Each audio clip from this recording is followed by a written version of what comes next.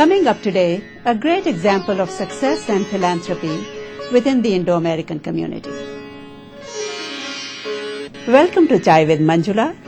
The Indo-American community has not only produced highly successful professionals and entrepreneurs, but it has also fostered a legion of concerned global citizens and philanthropists who are committed to making a difference.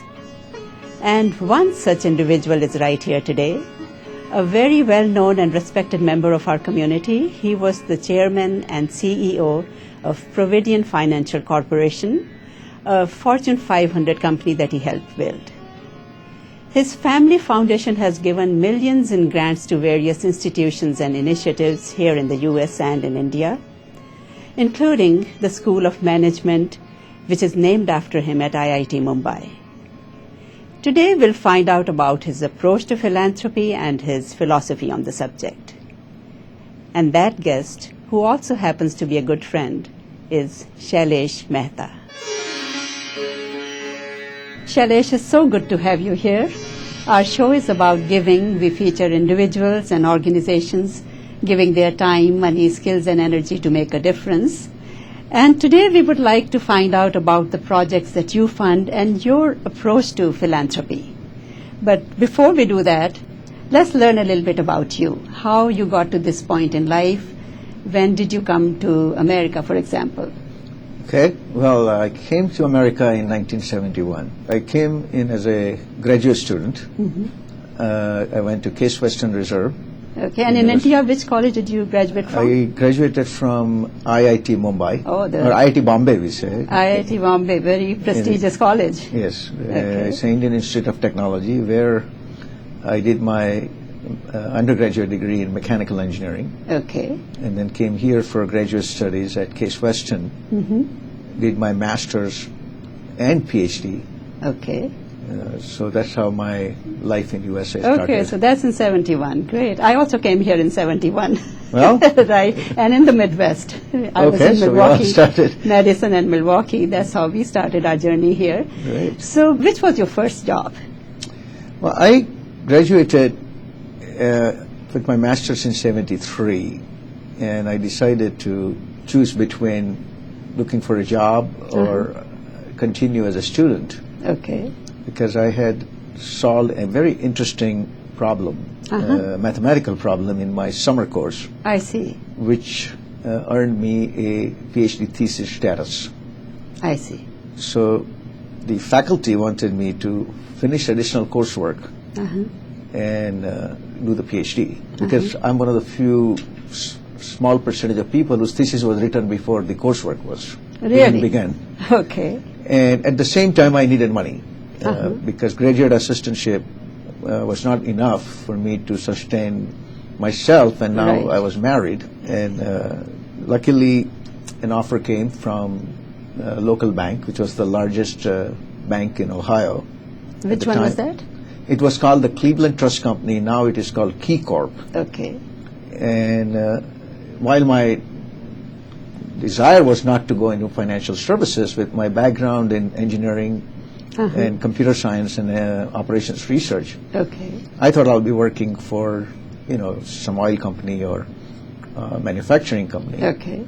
So I started my career accidentally, if you want to call it, in the financial services, and it turned out to be a very fruitful career. And how long did you work there?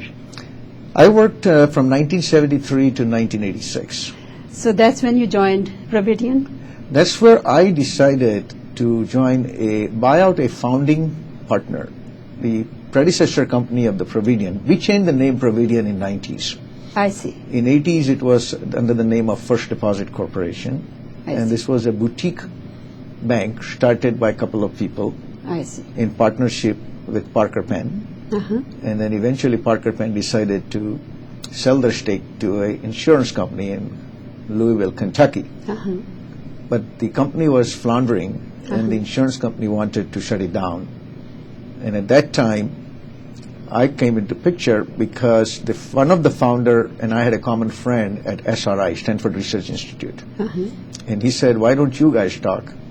And that discussion translated in me buying out one of the other founder, coming in And agreement was that within 1 to 2 years I will take over the entire company.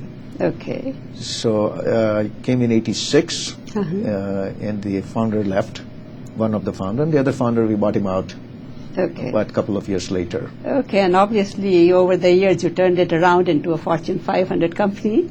It was a great ride from non-stop, I would say. We were one of the handful of companies you can count on the fingertips who had a 17 years of growth in earnings every quarter. So we were very well respected. Okay, now tell us, when you were with Providian, did Providian engage in any kind of corporate philanthropy? Yes, we had a principle to allocate somewhere between 0.5% to 1% of our after-tax profit. Okay, so any particular to philanthropy. projects? In the earlier days, our profits were small, so we were funding small projects. We were giving out local charities, and proposals came from all over.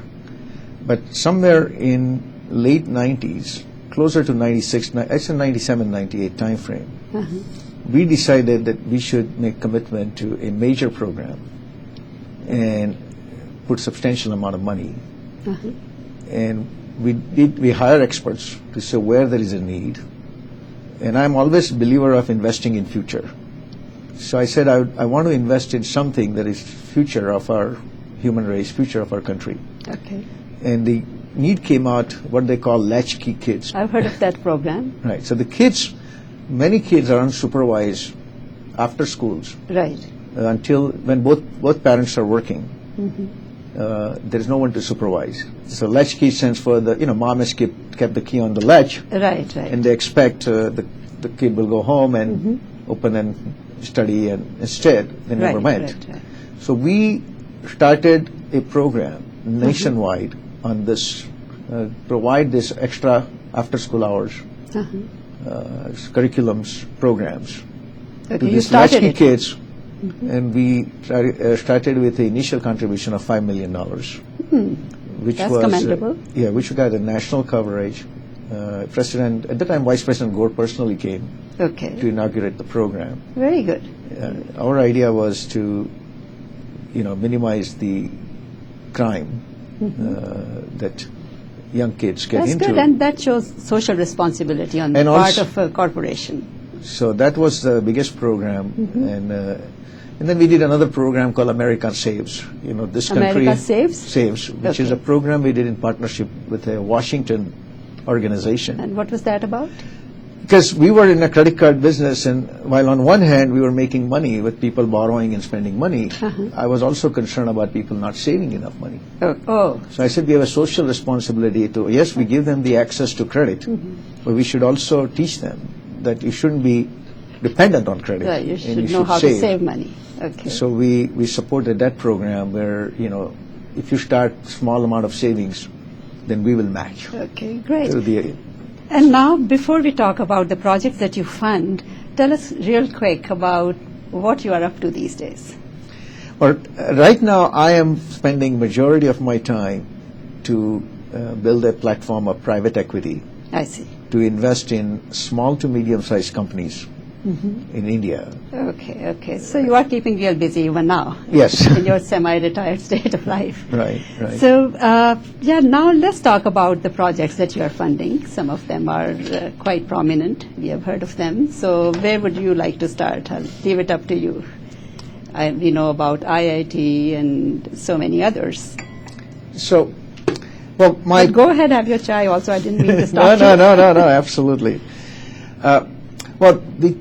What we created some years back, I would say it's now over 11 years, or 12 years, a family foundation. I see.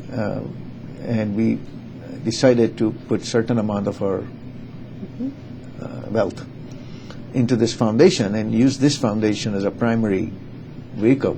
And what's the name of the foundation? It's called Shailesh and Kalpa Mehta Charitable Foundation. Right. Kalpa is my wife. And we said, okay, how do we use this money? And again, if you recall earlier, I said when I was at Providian and we did this kids program, right. I said, I want to invest again in future. So every dollar I invest in any kind of program, and the output is multi-dollars coming out of it, that will have a nice geometric effect on the society.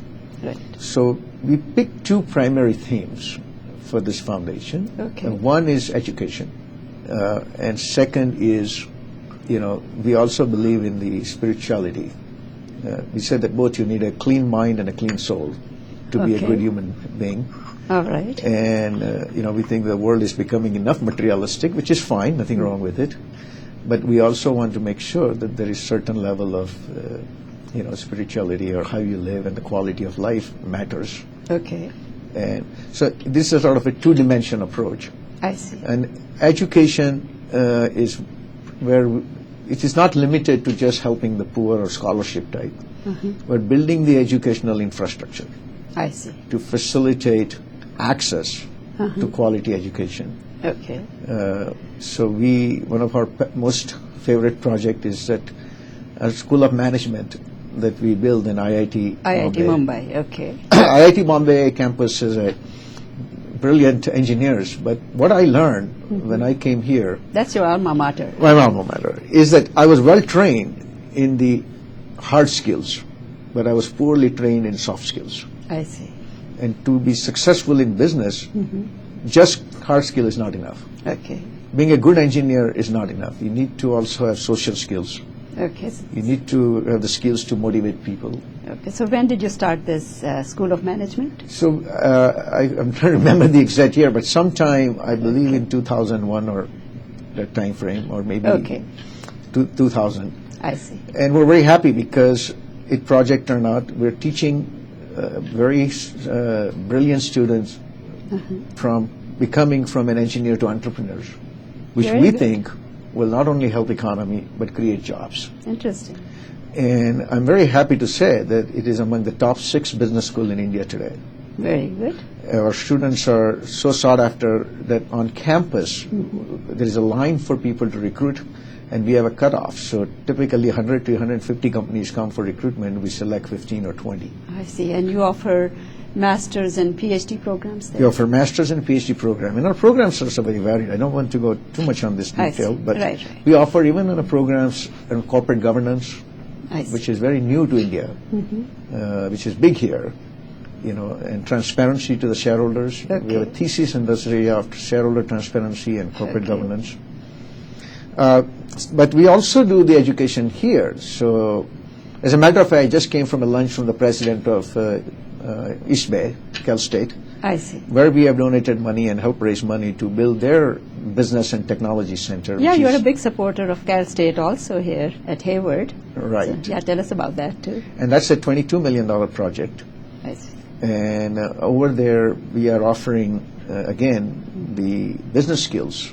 Okay. Because that college attracts students from Livermore, Pleasanton, in that sector. Okay. And these students need some basic training in financial skills. We were just talking about, even at lunchtime, that, some of the very common skills that we believe, when to lease, when to purchase, are not common. So that is another education project that we have been funding. So you're a big proponent of education. Yes. That's good to know, because our generation, the only thing we brought with us was education. It's so important to us, so I can see that passion in you. We did another project for girls' education in my mom's birthplace in Gujarat. Where is that? That's in Gujarat. Okay. This is a small village. It's about 8 kilometers from main town. Okay. And the local people don't like their daughters to live in a boarding school. Okay. Because they're still conservative. Right. So they will not let them study beyond 8th grade. So we worked on a project to build a complete high school so that they can become high school graduate. Okay. We opened up that program about 2 years ago. I see. It was such a feeling. When I went to village, I was treated like a, God. Favorite son. Yeah, they were, because so many girls now got an access to a high school education in this day and life because of the cultural issue. Parents don't like their daughter to go every day 8 kilometers to the school. or alternatively, they don't like to put them in the boarding. Okay, so that's another one in education. Now tell us about spirituality. I know you were involved with the Jain temple here when it was being built, so that's what I know of, but what else have you done in that's one of the projects we did. See, my belief is that we have a situation where if you look at all the religions, and I'm not advocate of any religion per se, okay, but India has created three very spiritual religions: the Hinduism, the Buddhism, and the Jainism. Right.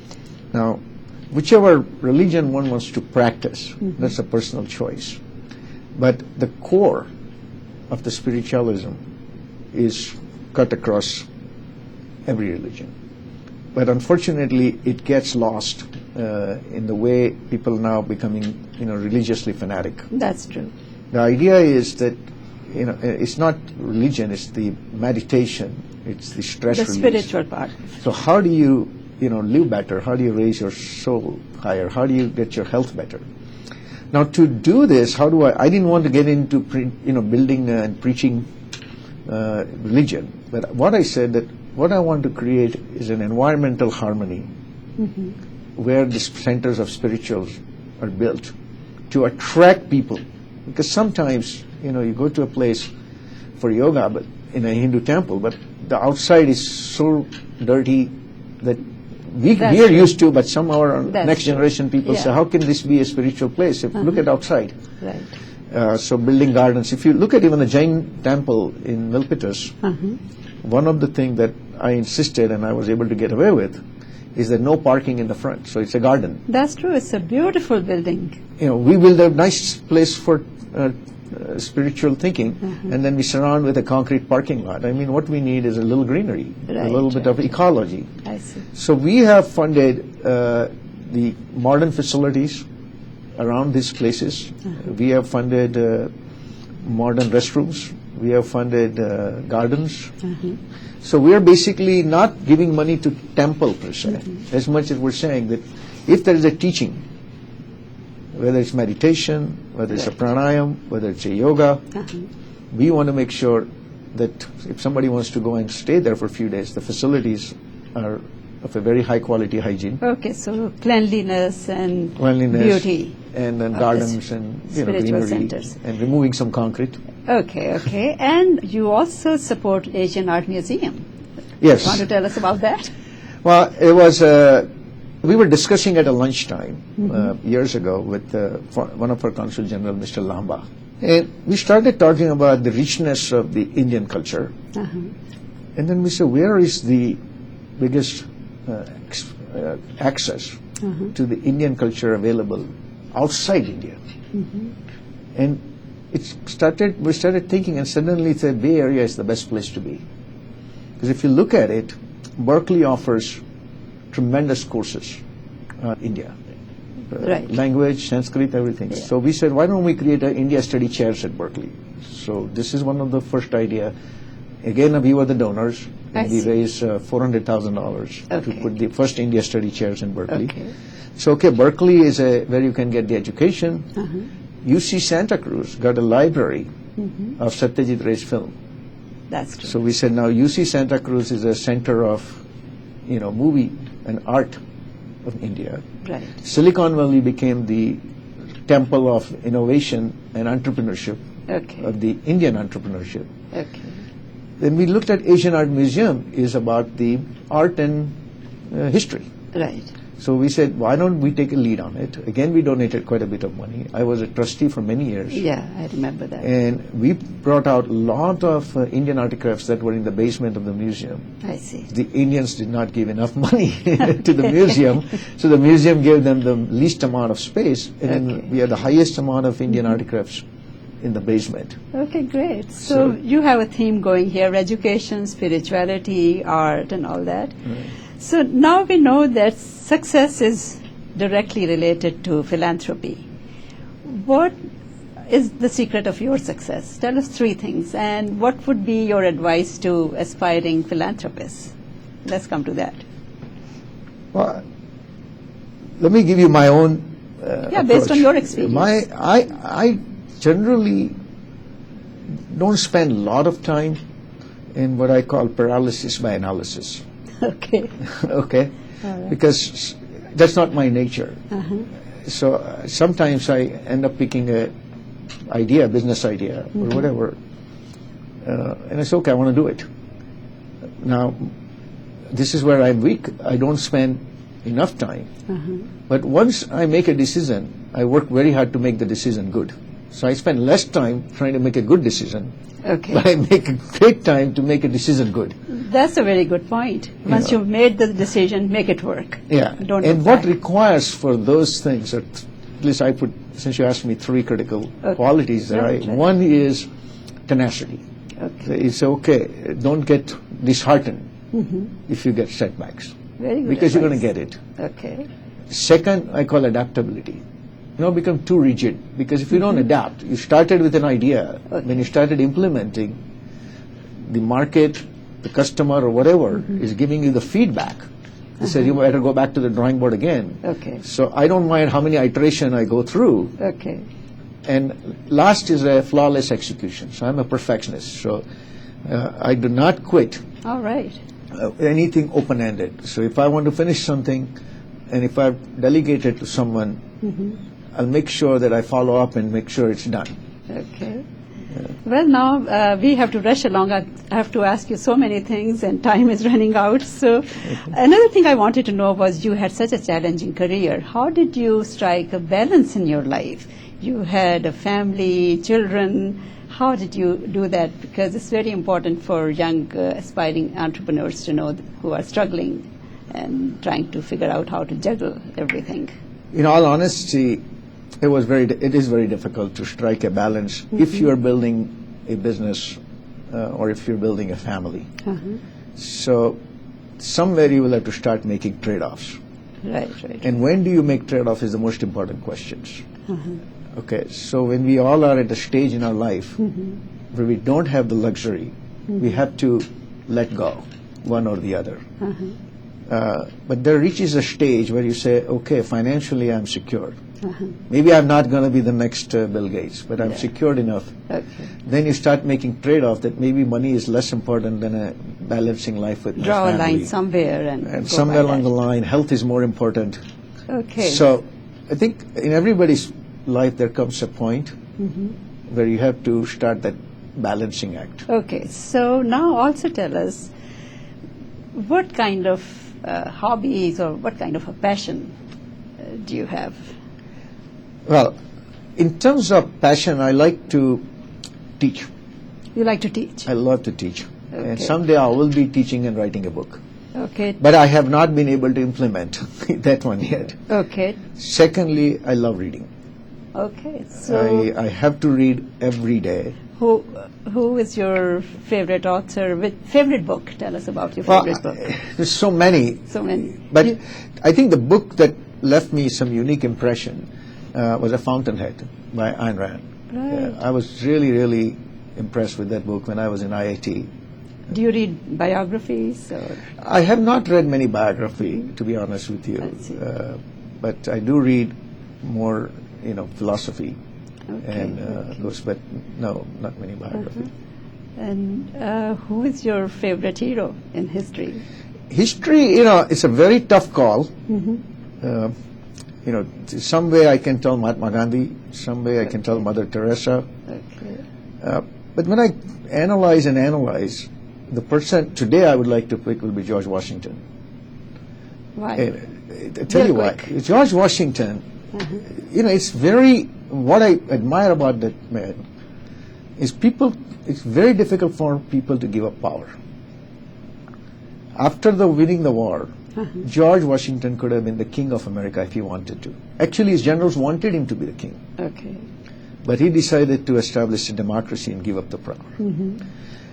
These modern day, everybody's so power hungry that they will trade off so many things to remain in power. Whether it's a bad economic decision for people. This man, amazed, who could have ruled this country as a king and his family are a dynasty to continue to rule. But what an amazing modesty to give up the power.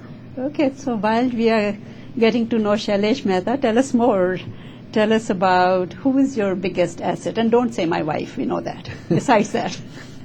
Well, I think clearly the family, besides wife, the two great kids we have, a grandkid, another grandkid on the way. That's definitely an congratulations. asset. I didn't know that. I think the wealth of experience that I have built over the years, it's a tremendous asset. I see. Which gives me an enormous self-confidence under any situation. And biggest challenge you faced in life, what would that be? My biggest challenge is, sometimes is my biggest strength, the over tenacity or over commitment to a thing. I tend to not to quit too fast. Okay. So sometimes I don't cut my losses fast. Very good. Okay, now before we finish here, I would like to know, how has philanthropy enriched your life? Maya Angelou has said that giving liberates the soul of the giver. What has your philanthropy done for you? It does give a satisfaction, but the biggest satisfaction happens, and it happens to me so many times, where I bump into somebody whose some work I have done somewhere, and when they find out, and the kind of things I hear back gives me the greatest joy. But every time I hear, I think I'm adding extra 2 years to my life. I feel so good. Okay, real quick, what's your message for our viewers? I think my message is that depending on what you're trying to do, first, when you can afford to take some risk in life. Otherwise, it's a boring life. About philanthropy? About philanthropy, I think no matter where you are, try to give something. Okay. Once you start giving, you will feel a lot richer than you feel otherwise. Yeah, and everybody has something to give. Yeah, you will feel rich. It's the pleasure you get and the wealth of joy far exceeds the wealth. Okay, thank you so much. On that note, Shailesh, thank you so much for coming by. I know you were in between meetings and you made time for this. I really appreciate it. And it was really inspiring and helpful, and we got an insight into your philosophy on philanthropy, your approach to it. I really appreciate it. Thank you so much. And that's all we have for you today. Our guest was Shailesh Mehta, a well-known entrepreneur and philanthropist.